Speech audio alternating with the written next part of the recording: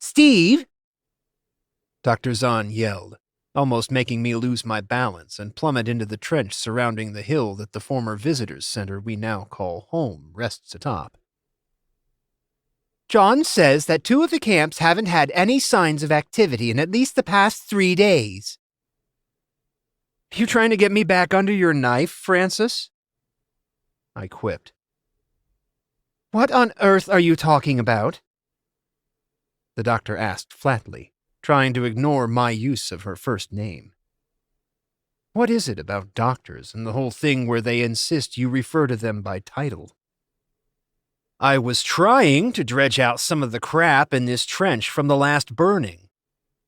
I indicated to the gaping chasm I was standing on the edge of with a giant claw-like device that Ian had fashioned to fish out the bones and such that build up when a few hundred of them get torched. You scared the crap out of me and almost made me fall in. Then you aren't paying attention to your surroundings and should consider yourself lucky that it was just an elderly doctor who managed to surprise you. She had a good point. I had, in fact, been daydreaming. It had only been 3 weeks since Melissa and I were married, but it had been 3 of the happiest in my life.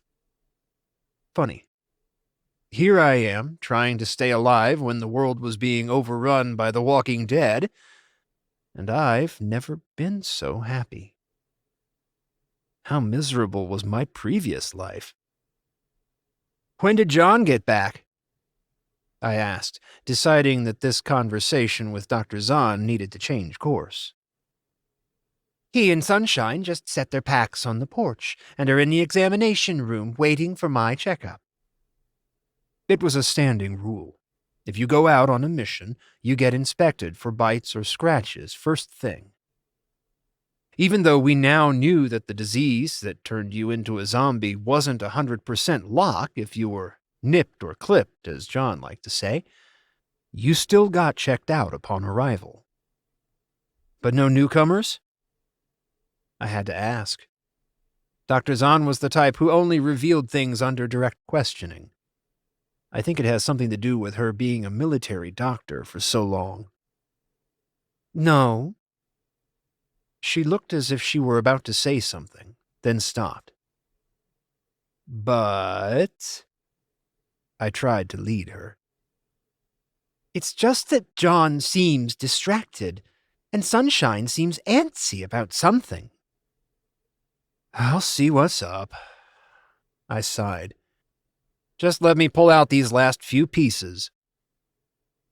I looked down into the pit at the fully intact rib cage that I'd been about to grab before the doctors showed up. The cart was already brimming with bones. They would all be busted up and hauled away. Also, I need to see Melissa tonight for her baby checkup. Will do. And you're sure that you don't mind Talia and Emily being there? Both girls were, for all intents and purposes, my daughters. I'd rescued Talia the night the whole zombie thing started, and Emily had been entrusted to me by her father when he had us abandon the military outpost/small town that went by the name Serenity Base, when it was believed that a massive horde might be coming. It had. I think it is a fine idea that Melissa has the girls with her, the doctor said. And it wouldn't hurt for you to make an appearance as well. Isn't that sort of private? Husbands and boyfriends used to go to these things all the time. It is actually quite normal. Besides, I doubt there is anything I'll be checking that you haven't seen. Leave it to the good doctor to put a blunt edge on something and hit me over the head with it. I will be there, but I don't really see the point. Steve, Dr. Zahn let loose with a sigh of obvious exasperation. Normally you are a good guy. You have a great heart, and it is obvious how much you care about everything. So how can you be so clueless about this?